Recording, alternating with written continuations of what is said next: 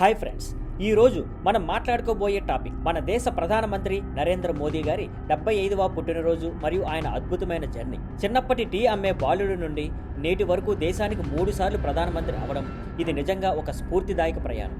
చిన్ననాటి ప్రయాణం.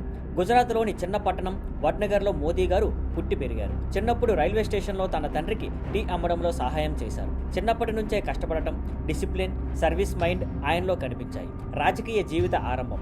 తరువాత ఆయన ఆర్ఎస్ఎస్లో వాలంటీర్గా చేరి సామాజిక సేవ చేశారు.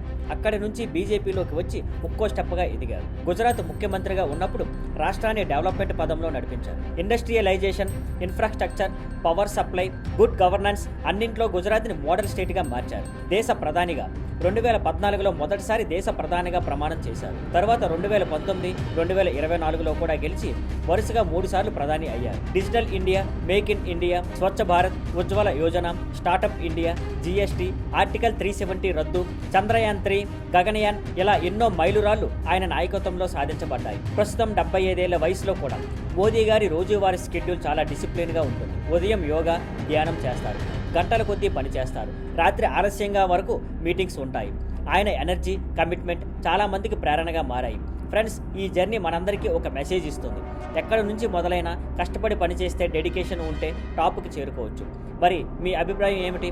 మోదీ గారి జర్నీ మీకు ఎంత ఇన్స్పిరేషన్ ఇచ్చింది?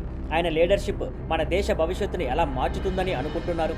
కామెంట్స్లో చెప్పండి. మళ్ళీ కలుద్దాం. See on Skyflyer networks. Thank you for watching. Please like, share and subscribe.